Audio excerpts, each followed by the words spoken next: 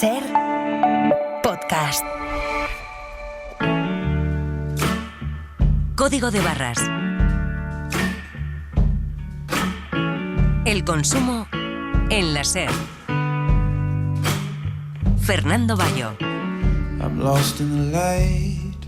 I pray for the night to take me to. Hola, ¿qué tal? Esta semana en Código de Barras reflexionamos sobre la necesidad de limitar la edad mínima de acceso a las redes sociales. Países como Australia y más recientemente Francia han dado el paso de prohibirlas para sus adolescentes, pero ¿están tratando de ponerle puertas al campo o es esta una medida que deberíamos imitar en el resto del mundo y especialmente en Europa? También vamos a resolver las dudas de dos oyentes sobre periodos de garantía y acabados similares en una obra y vamos a averiguar cuáles han sido las principales novedades de la última edición de Madrid Fusión, el gran evento de la gastronomía en España. Esto es Código de Barras. Empezamos.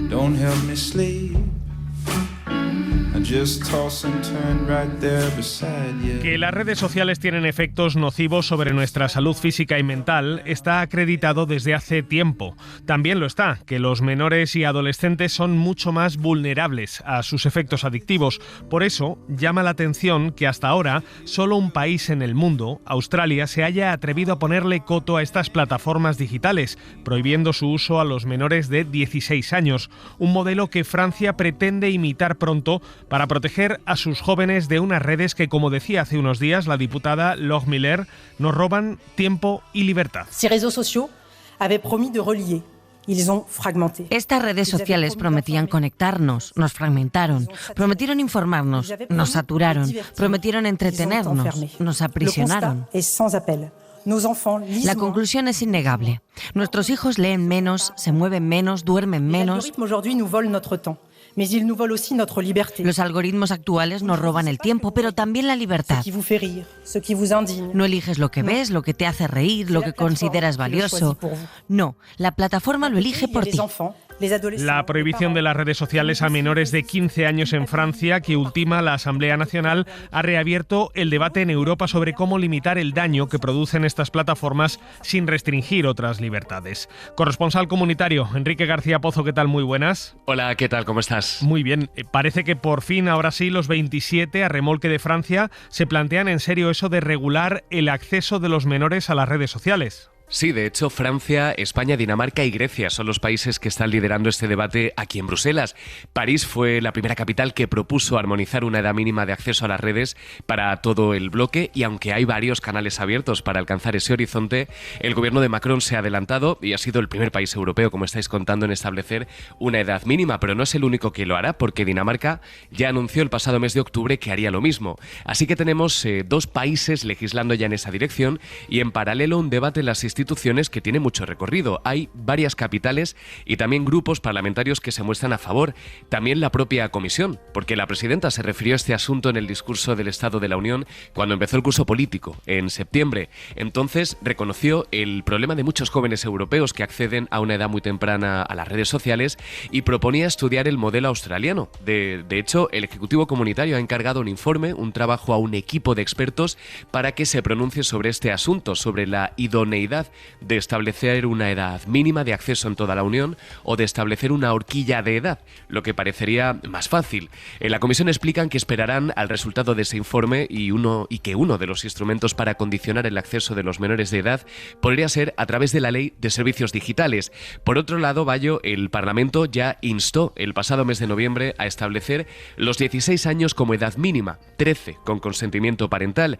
La Eurocámara aprobó un informe no vinculante que se apoyaba en datos del Eurobarómetro que indicaban que más del 90% de la población europea cree que es urgente tomar medidas para proteger a los menores en Internet.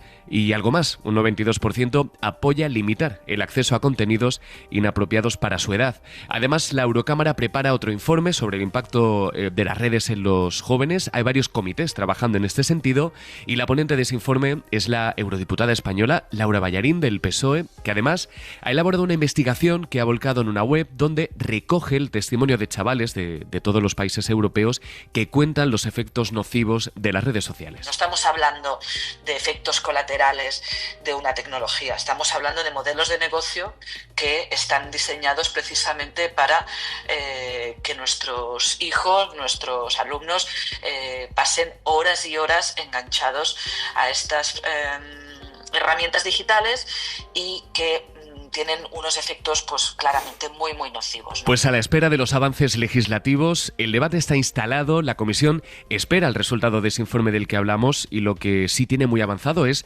los trabajos para establecer un sistema común de verificación de edad. De hecho, hay ya un proyecto piloto en el que está participando España. La idea, Bayo, es una suerte de carpeta digital que permita demostrar que el usuario que accede a una web sea mayor de edad, pero que a la vez se proteja su privacidad al máximo, algo que no es baladí si pensamos en países como Eslovaquia o la Hungría de Orbán. Enrique García Pozo, como siempre, muchísimas gracias. A vosotros, un abrazo. La doctora María Angustias Salmerón Ruiz es pediatra especialista en adolescencia, coordinadora y autora del Plan Digital Familiar de la Asociación Española de Pediatría y miembro del comité de expertos que en 2024 redactó el informe para la creación de entornos digitales seguros para la infancia y la adolescencia. Doctora, ¿qué tal? Bienvenida a Código de Barras. Muchísimas gracias, es un placer. Visto lo visto, doctora, ¿es posible crear un entorno seguro para los menores? Sería posible, pero ahora mismo no existe voluntad por parte de las empresas tecnológicas. Técnicamente es factible, pero actualmente desde el diseño y por defecto las redes sociales son adictivas.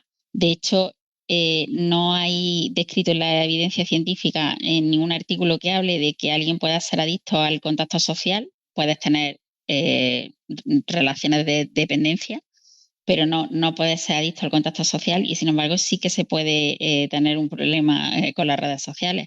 Y eso es porque no eres adicto a quedar con gente en las redes sociales. Lo que eres adicto dentro de las redes sociales es a la gratificación inmediata, al scrolling infinito, a los me gusta, a los comentarios. De hecho, muchos de los patrones adictivos que existen en las redes sociales son muy semejantes a los que existen en las máquinas tragaperras, o sea que tampoco han inventado la pólvora. Lo que pasa es que sí que tienen la capacidad, como recopilan tantos datos en un tiempo inmediato, de hacer que el contenido que a ti te aparezca sea muy adictivo para ti. Es decir, es una adicción muy personalizada a cada uno de los usuarios de las redes sociales. En una etapa que además no está desarrollado el cerebro y se es impulsivo por biología, y es muy difícil autorregularte, pues la verdad que le estamos dando fuego a un incendio. Ha comparado usted las redes sociales con las tragaperras y hay también quienes trazan paralelismos con la industria del tabaco. Recordemos que prohibir fumar a los menores no ha evitado que muchos de ellos caigan en la adicción. Me pregunto si tiene sentido vetar el acceso por edad a las redes sociales o si esta medida es más bien un brindis al sol. La prohibición lo que hace sobre todo es aumentar, a nivel de salud pública, la sensibilidad de la población de que algo es nocivo porque lo dice salud pública.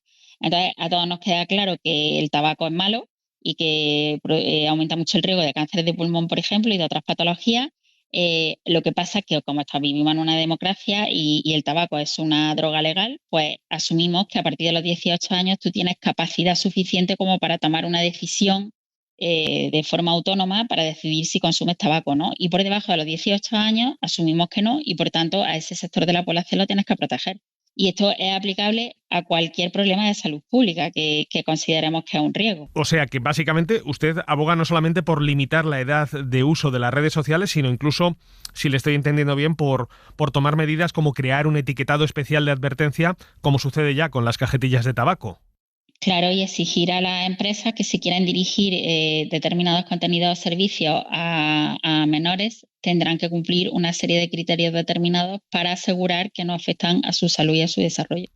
Doctora, ¿en su consulta usted ha percibido en los últimos años el aumento de las visitas de menores y adolescentes que tienen problemas para gestionar su consumo de redes sociales? Sí, sobre todo en adolescentes vulnerables con determinadas patologías.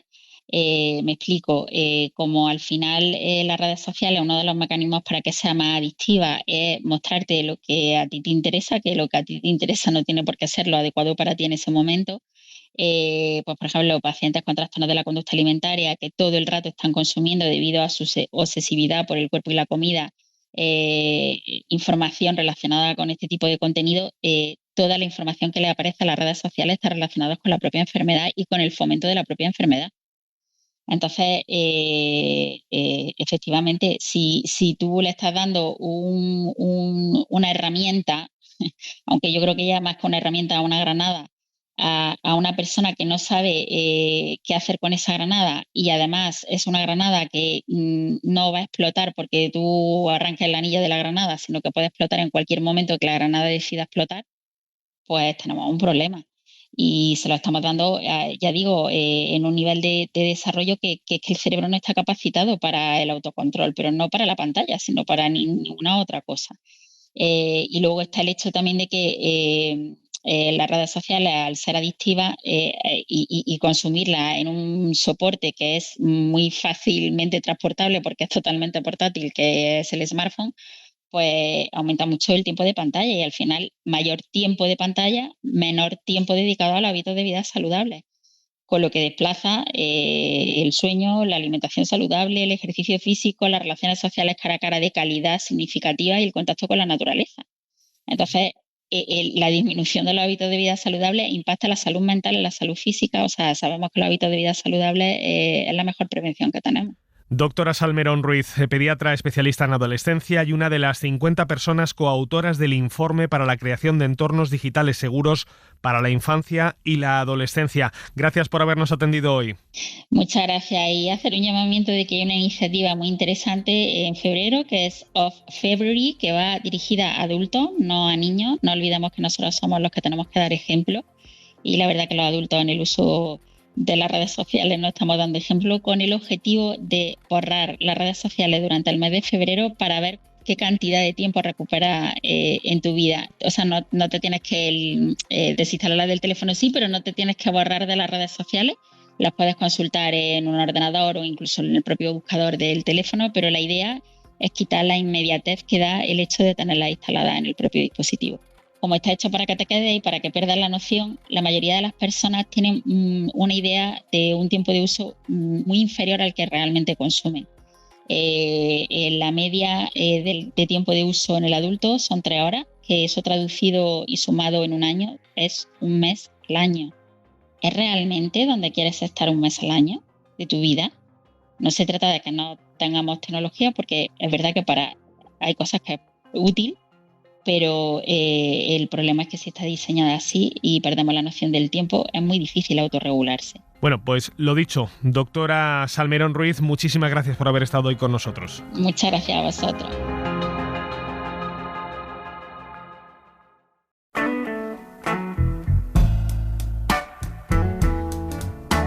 Síguenos en Twitter, en Facebook y en Instagram, @Código de Barras.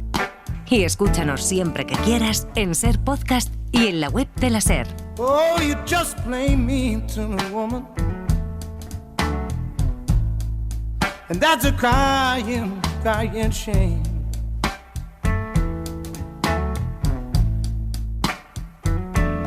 You just plain mean to me, woman. And that's a crying shame.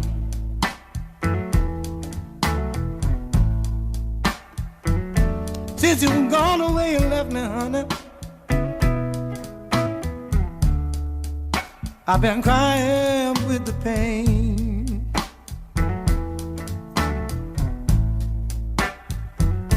Oh, I'd do most anything.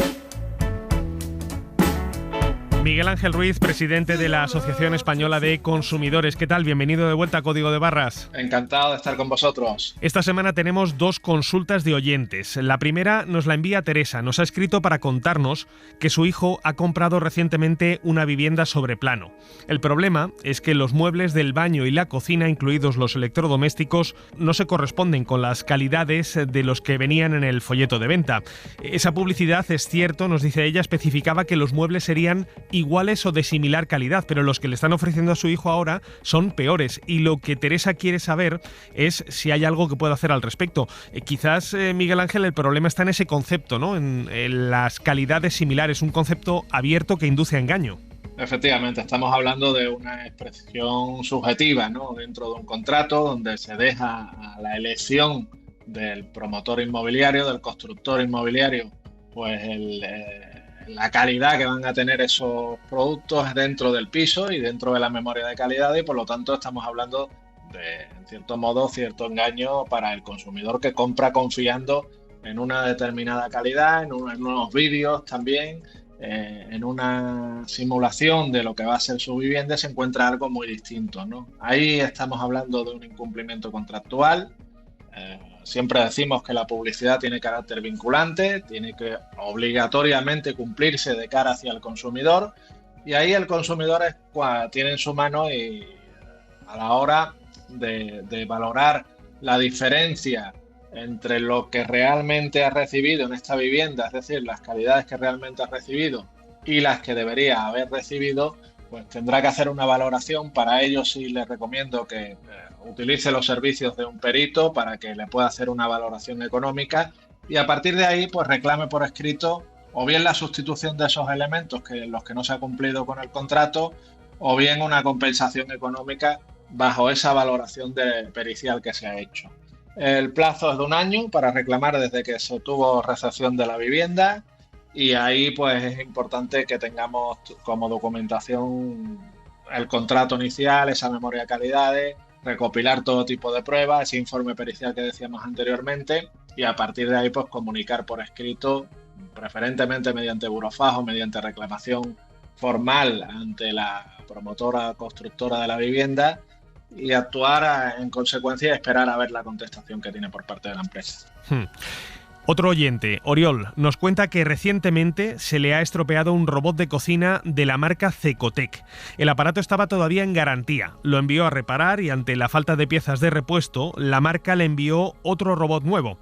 El problema es que este segundo robot también se ha estropeado, con apenas medio año de uso, y Oriol quiere saber si puede volver a reclamar que se lo reparen. Básicamente lo que necesita saber es si la garantía de 3 años de la compra original es desde esa compra o si se renueva con la llegada del aparato de sustitución. Efectivamente, sobre el producto original, ¿no? La garantía inicial es la que le prevalece en este caso, por lo tanto dentro de esos 3 años desde que adquirió el producto inicial, pues estaría ahí dentro de ese periodo de garantía, y ahí se habría que descontar el tiempo entre que ha estado en los servicios de asistencia técnica, el tiempo que ha estado sin que se le haya cambiado el artículo. A eso, pues como digo, esos periodos dejan en suspenso la garantía y vendrían a sumarse al periodo, ¿no? Por lo tanto, ahí habría una suspensión de ese tiempo, pero sí es cierto que tiene que mantenerse la garantía inicial.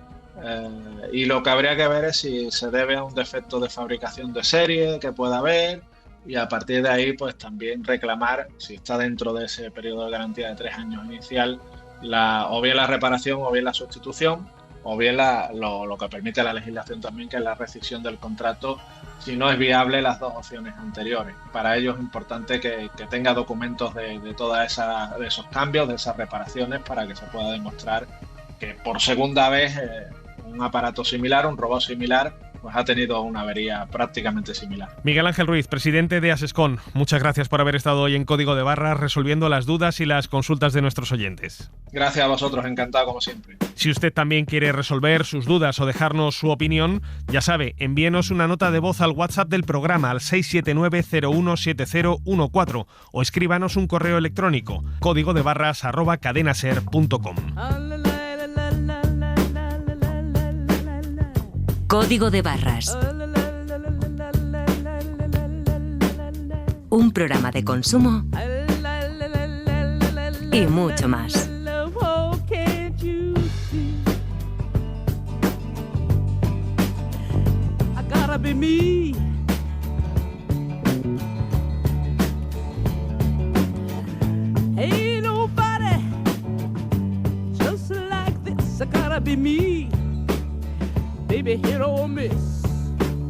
Hace unos días se ha celebrado en Madrid una nueva edición de uno de los eventos gastronómicos que marcan el pulso a nivel mundial. Madrid Fusión, el congreso más importante en nuestro país, un evento en el que se presentan muchos platos, pero también muchas ideas y en el que, por cierto, se celebran muchos concursos y se analizan tendencias.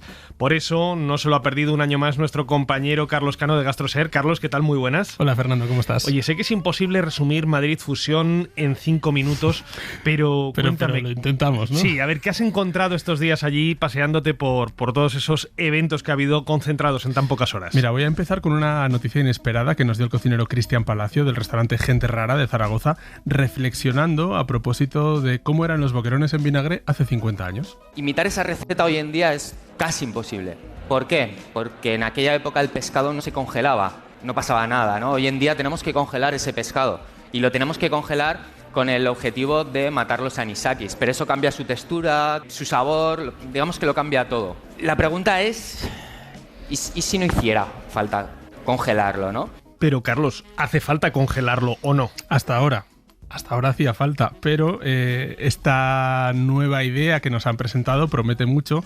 Detrás está el catedrático de Tecnología de los Alimentos de la Universidad de Zaragoza, Ignacio Álvarez, que también se subió al escenario de Madrid Fusión y se trajo una pequeña máquina, un prototipo. Aplica una tecnología que se llama los microimpulsos, que si tomamos el ejemplo del boquerón, básicamente consistiría en una cámara como esta, ponemos esos filetes de boquerón, añadimos agua del grifo o agua con un poquito de sal y aplicamos esos microimpulsos. El resultado es que en cuestión de microsegundos, esa es la característica de este fenómeno físico, vamos a conseguir destruir selectivamente a los anisakis sin afectar la calidad del pescado.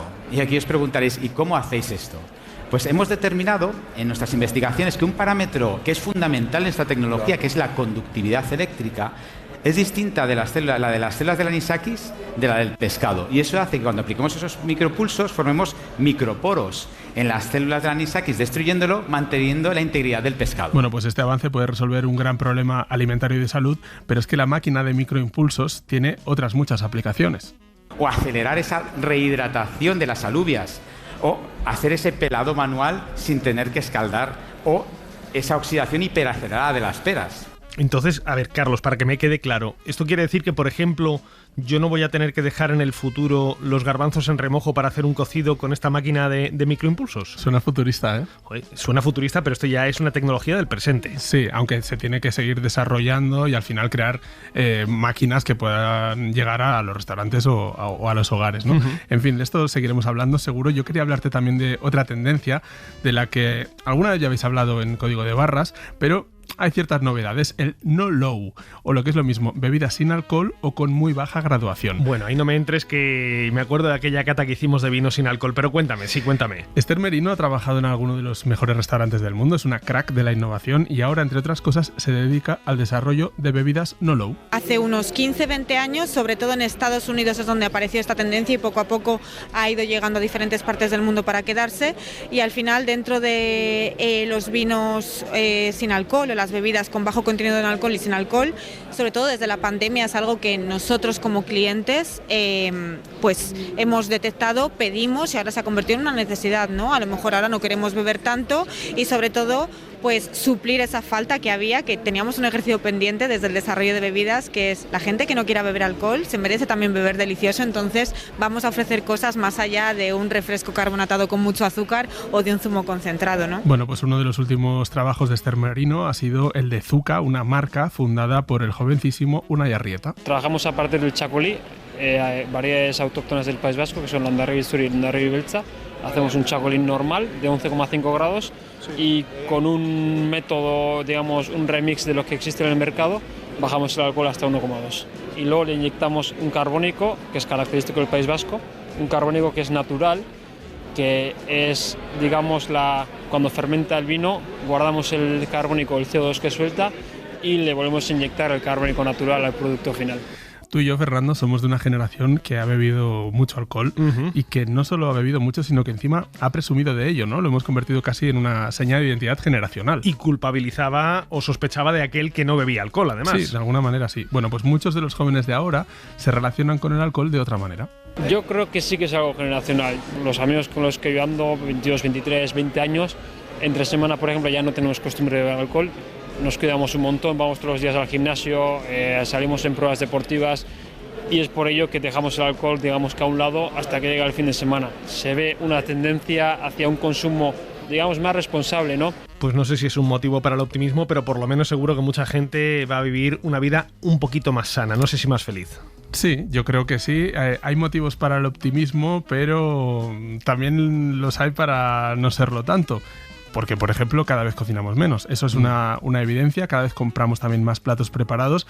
En Madrid Fusión, de hecho, han participado los fabricantes de lasaña de Mercadona, por ejemplo, la empresa que les provee, y también un portavoz de IKEA para dar su opinión sobre esa tendencia de las casas sin cocina, ¿no? Bueno, pues lo han hecho en un espacio que se llama Dreams y que coordina uno de los grandes sabios de la gastronomía en España, Toni Massanés, el director de la Fundación Alicia.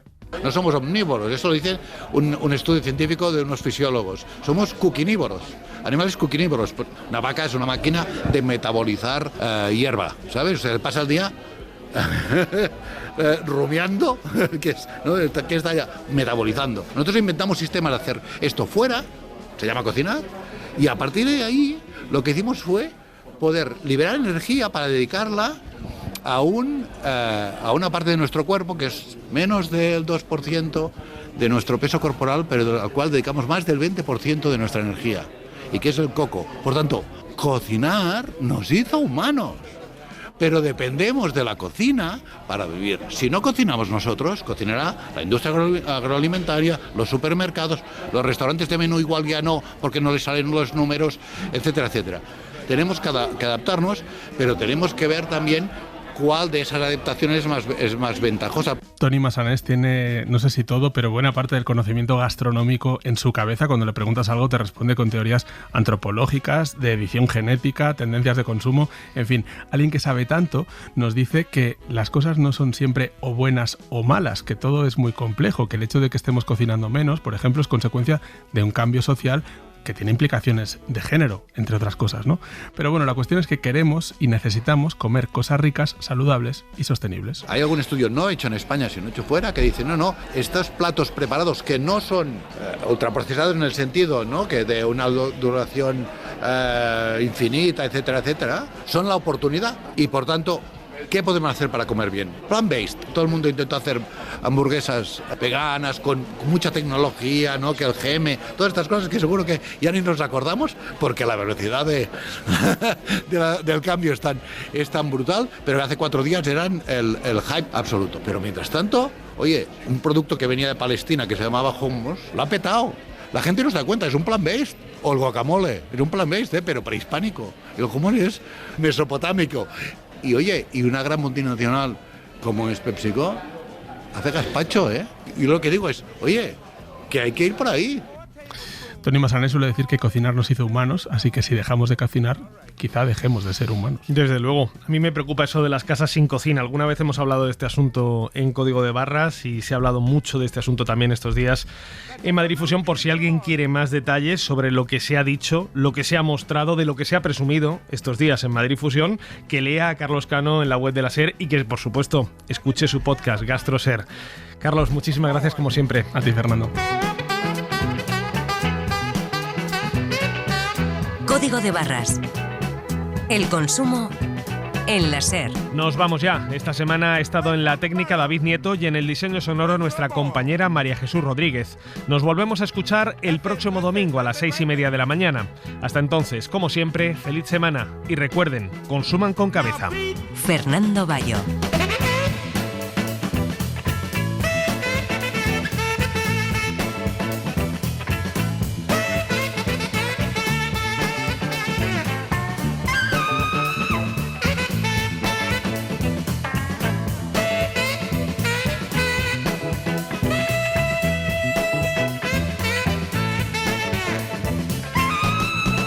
Para no perderte ningún episodio, síguenos en la aplicación o la web de la SER, Podium Podcast o tu plataforma de audio favorita.